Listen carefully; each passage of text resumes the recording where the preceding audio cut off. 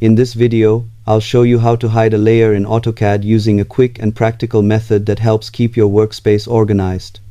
Start by going to the Home tab and opening Layer Properties, where you'll see all the layers used in your drawing.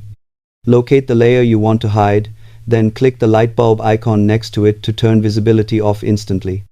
This is especially useful when working on complex projects because it reduces clutter and helps you focus on the layers that matter most. You can also choose to freeze a layer instead, which not only hides it but may improve performance in larger drawings. Just remember that frozen layers behave differently from hidden ones, so choose the option that best fits your workflow.